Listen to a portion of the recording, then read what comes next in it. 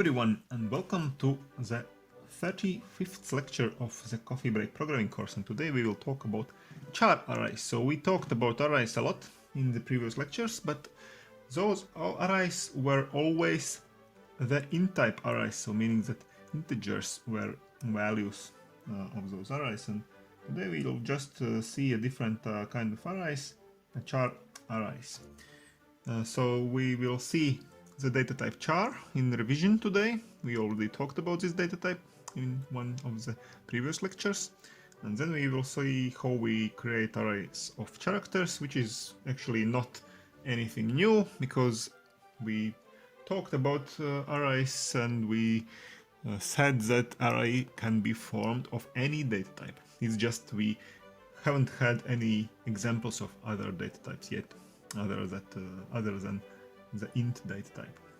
And then we will see how we can enter multiple characters for the array. So let's start with the revision with the data type char, what we already know about this data type char. So the most important thing perhaps were that we have this symbol table, which is called symbol table, a table of all the symbols or all the characters, meaning that every character has a place in this table. So there is character number 0, character number 1, character number 2, and so on.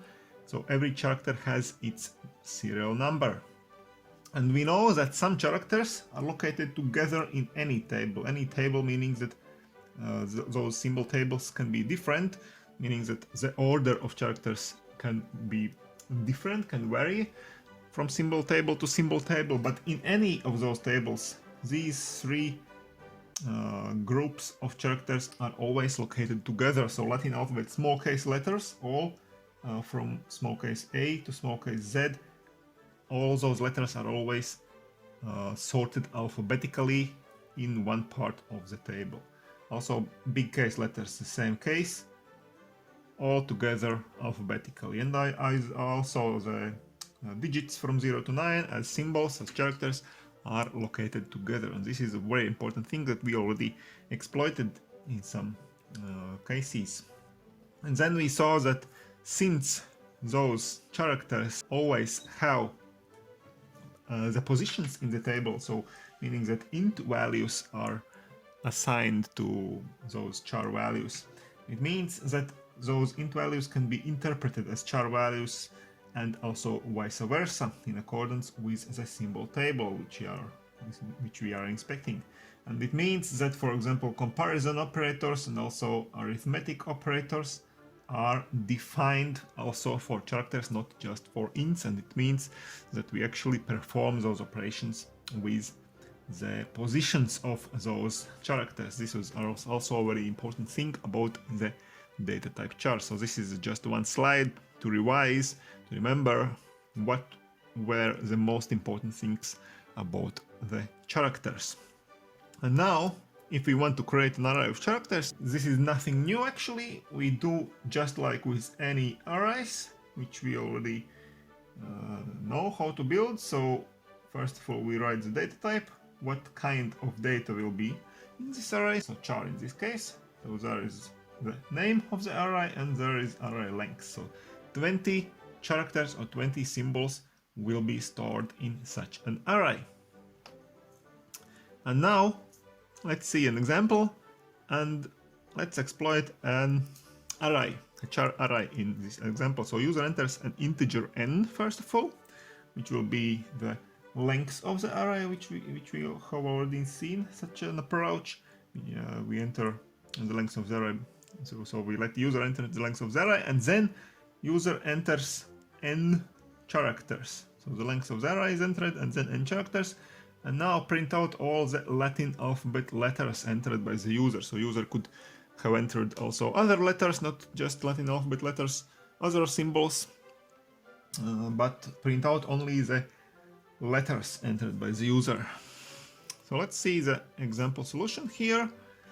So we start with this length of the array, user enters length of the array n, and so now we know that we of course have to create a dynamic array. So we can't use a static array in this case because we don't know the length of the array when we are writing the program. So at compile time The length of the array is only discovered here at the runtime.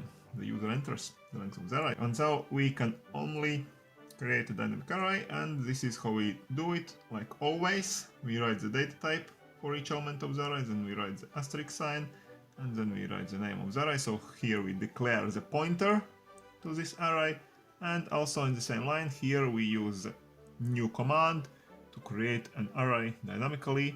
The length of the array is n, the data type of each element of the array is char. And so the array is created in the memory, and now the user input. So user enters n characters, so we create here a for loop having n iterations. So as always, the index I changes from 0 to n-1, and we just let user enter every element of the array, element number I, in each particular execution of the for loop. And afterwards, the second for loop is for printing out all the Latin alphabet letters. So this second for loop here, having only one command. This if command is the only command in this for loop.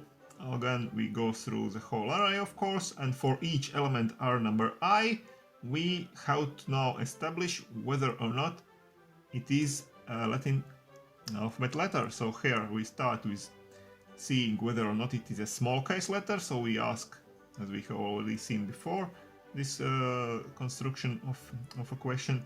So if the element is greater or equal to the small case letter A, and at the same time it's less or equal to small case letter Z, it means that this element, this character Ri, is one of the small case letters, because we know that all the small case letters are located one by one alphabetically in any symbol table. So this is a standard question here in brackets, how we can establish and find out whether some particular element is one of the small case letters of the alphabet, and if it is so, we print it out, of course. Else for this if, else means that it is not one of the small case letters. So now we have to check, maybe it's one of the big case letters, and of course we do it the same way. We ask if it's greater or equal to this big case letter A, and at the same time less or equal to this concluding big case letter Z. So again, it means that this is one of the big case letters, because all the big case letters are located one by one alphabetically in any symbol table. And if it is so, if it's one of the big case letters, we again print this letter out. And finally, of course, we don't forget that we have to delete the array from memory, because it's dynamically created. We have to release this memory space and to allow this memory to be used for other purposes. And of course, this same question here, written in two ifs with the else branch. This question can also be written as one question. For example, we can write something like that. Here we can see the same other part of the solution, but here in bold is just one question for this if statement. So if this is one of the small case letters in the first brackets, and then we ask, or this is one of the big case letters.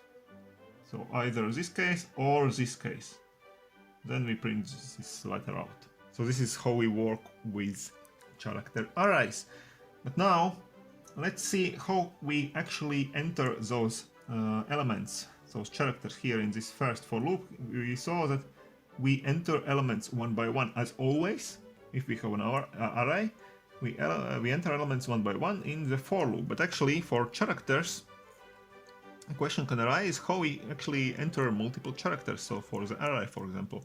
So first of all, this normal input that works for any data type is of course also ready for us to use for character arrays, and this is how we did it in the previous example. So we just enter those elements one by one, just like any case in integer array also, and we press either enter or space after each entered element. So this is how normal input works.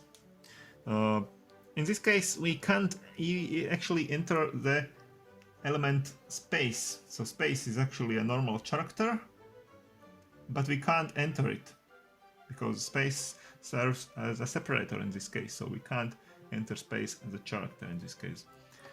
And for character arrays, actually it is allowed also a different type of entering mode. This is specific for the data type char only. So this entering mode means that we enter all those characters at once and then just press enter at the end. So we enter the whole sequence of characters and then we press enter. And it is the same as if we had entered those characters one by one. Also, in this case, actually, the space is not considered a character, so this problem is not solved here by this input mode. So the space is still not considered a character. If we write a space in this sequence of characters, this will be considered as the end of our sequence, actually. But it is still a bit more convenient way how we could enter characters. It's more convenient than pressing enter after each entered character. So we just enter whole sequence of the characters and then we press enter once.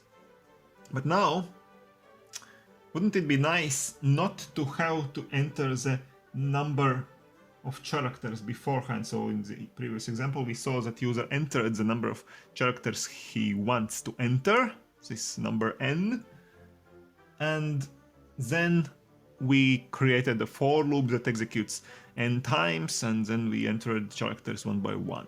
So of course it would be nicer not to have to enter this number of characters, but so that we could only enter the sequence of characters, press enter, and all this sequence would be stored in our array. This would be a very nice solution, and it is indeed possible, but we will talk about this thing in the next lecture. Okay, so this lecture is done by now.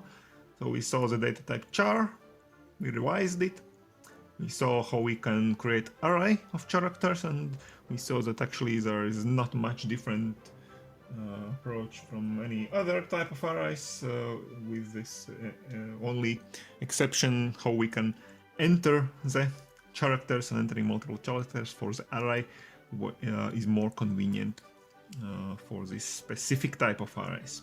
So this is it for today. Thanks for watching this video. Come back tomorrow for the homework of this video, and we will see you soon in the next lecture where we will talk about the sequence of characters. So far, stay tuned to my channel, subscribe to it, and see you soon. Bye!